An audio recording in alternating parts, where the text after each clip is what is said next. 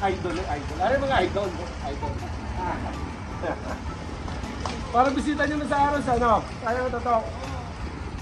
Yung ano nun, yung dati... Yung dating vice mayor, si Chuck Murray, vice mayor, yung talaga layo nila. Oo.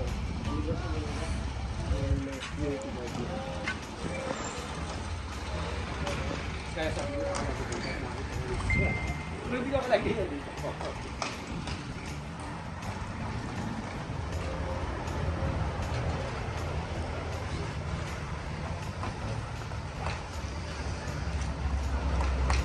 Bali tatlong pasto yung ano yun, ano. Ilan ba tatlo, one. Talagang magkalagay tayo dun sa harap eh.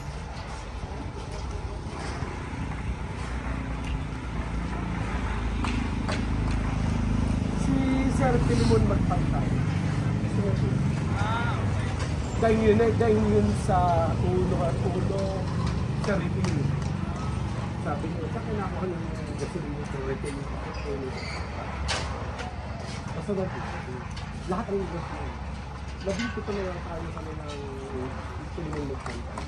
Pero kada kanyang gasolinahan, supply din kaya po siya? yung supply din. Siguro mag-30 kasi yun yung supply ko na. Kaya baka mas ano susupply din? Talaga, supply.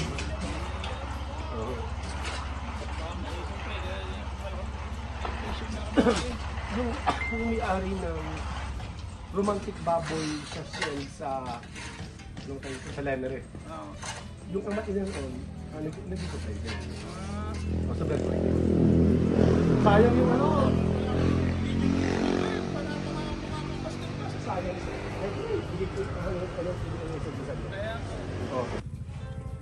Guys, peaceful.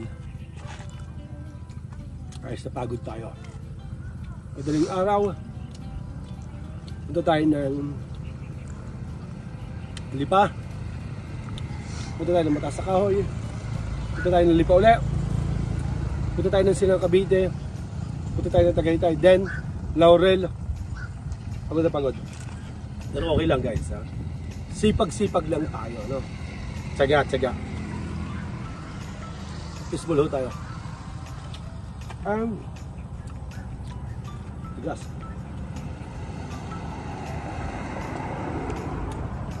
God bless pa. Ano na?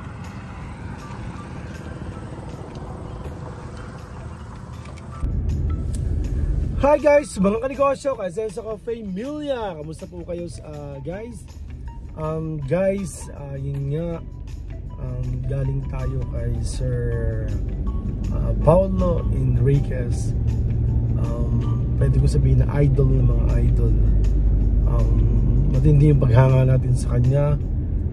Pwede kong sabihin na siya ay napakagaling na negosyante.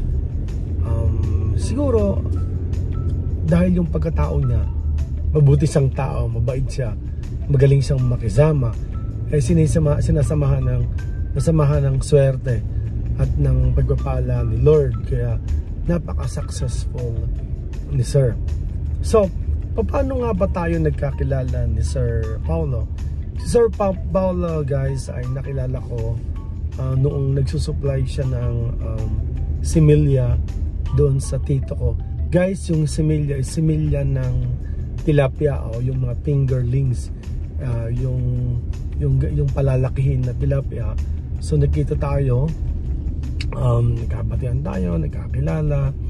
So that time kakabitan natin yung floating ng tilapia ng tito ko. Guys, merong solar yung floating, naka-float nga siya, nakalutang na fish cages. Kinabitan natin ng CCTV. Nagkataon, nagdi-deliver noon si Sir Paulo, nagkakilala hanggang sa natandaan ko yung pangalan niya. And then, hindi naman tatagalan, nag-inquire si Sir Paulo ng CCTV sa atin. So nung una guys, nasa Barangay 5 yung bahay niya sa Laurel, Batangas. Sa bayan pumunta tayo. Yung bahay niya ay luma, up and down, medyo malaki. Kinabitan natin ng 8 cameras. Guys, yung bahay ni Sir Paulo, nakakatuwa, napapaligiran ng similyahan. Guys, ang similyahan nga, yung similya ng tilapia, lupa yon na may ilog, lupa na may tubig. Yung buong bahay niya napapaligiran ng tubig ng similyahan. So kinabutan namin, hanga tayo sa kanya hanggang sa naging friend na nga natin sa Facebook. Then meron siyang nabiling lupa, may mga sasakyan siya, nagpagawa siya naman napakalaking garage or garahe ng mga truck niya, yung mga sasakyan niya. So nagpakabit uli siya sa atin ng CCTV. And then after nun, nasubaybayan natin, nakita natin, bagamat tinamaan ng bulkan, tinamaan ng ng bulkan, ng pandemic, kita natin talagang, or yung kahit yung bagyo, after ng bagyuhan, yung iba ay nagdadalamate, nakita natin talaga si Sir Paulo dire-diretso yung pag-harvest ng tilapia, dire-diretso, talagang napakasipag. So meron din siyang parang consignation ba na nag-harvest sila ng tilapia, may mga tilapian siya, then yun nga, may mga kumukuha sa kanya. So hanggang sa naging successful tayo guys bilang isang negosyante. Pag may mga tao na nagiging successful, tayo po humahanga.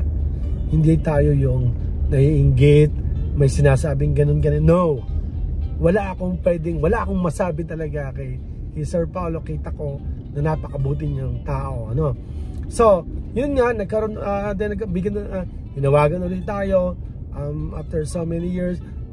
Meron na siyang napakaganda at napakalaki na resort.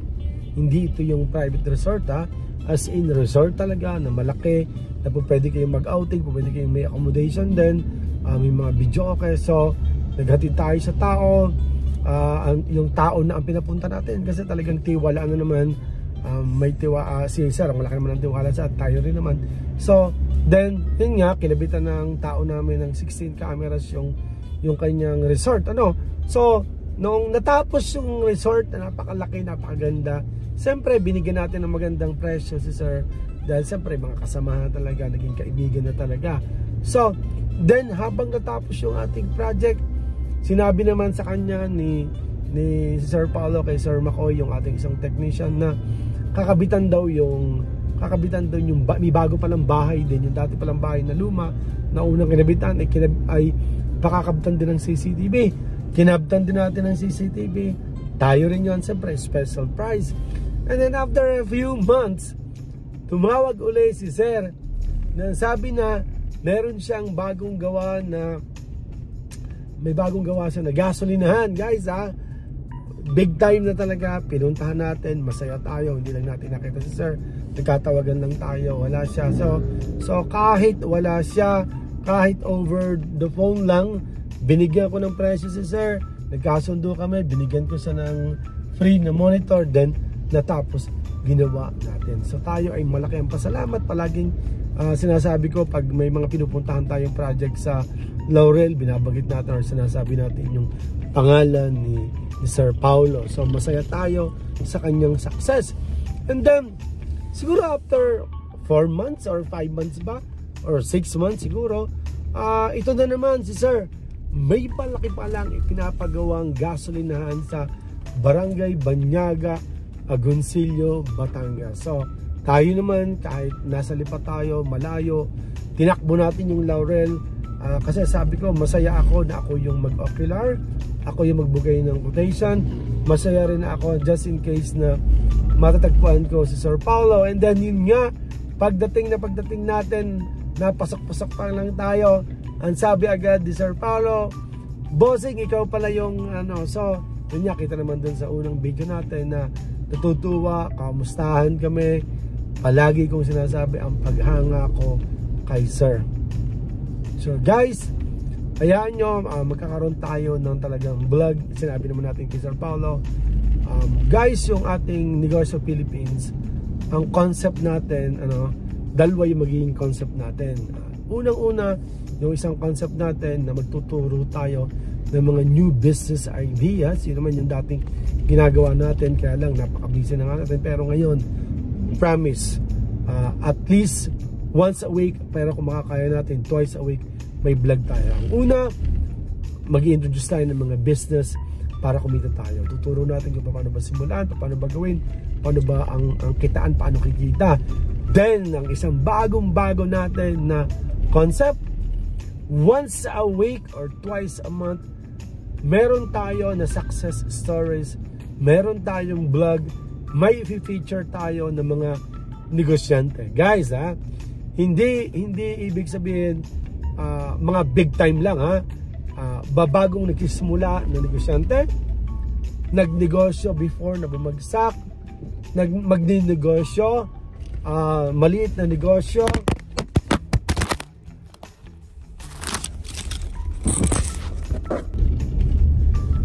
hindi kahit parang nagsisimula pa lang ng negosyo, i-feature natin, or success stories. Basically, mag-feature tayo ng mga negosyante. Okay? Whether successful ba yun. Kaya kayo, nanonood ng Negosyo Philippines, kung gusto nyong ma-feature kayo at ang business ninyo sa ating YouTube channel, mag-message lang kayo, tawag lang kayo, chat tayo. May mga isa-send kami sa inyo na mga dapat yung gawin. Pag nagawa nyo yun, send nyo sa amin, i-feature natin. Dalawa yung ating option. Ang isa, pupunta kami sa inyo para i-vlog kayo sa negosyo ninyo. And ang isa naman, kung talagang medyo malayo, mag-record kayo ng video na isa-send nyo sa amin. So guys, sana sa ganitong paraan, unang-una, maka-inspire, magkaroon ng ideas yung mga tao sa negosyo na gagawin nila para hindi sila maloko, hindi sila bumagsak, and then at the same time ma-feature at makilala ang inyong negosyo. So ang Negosyo Philippines ay tutulong. So kung kayo po ay may negosyo, message ako. Kung may alam kayo na may negosyo, message kami, message nyo sila na message kami. And then kindly please subscribe, like, comment, and share po. Kita-kits po tayo sa susunod nating video. Nawa po ang ating YouTube channel ay patuloy na makatulong at maka-inspire sa lahat ng tao. God bless po. Guys, kung tayo po ay may pinagdadaanan, ay may problema, lahat ng problema ay kayang malutas, okay?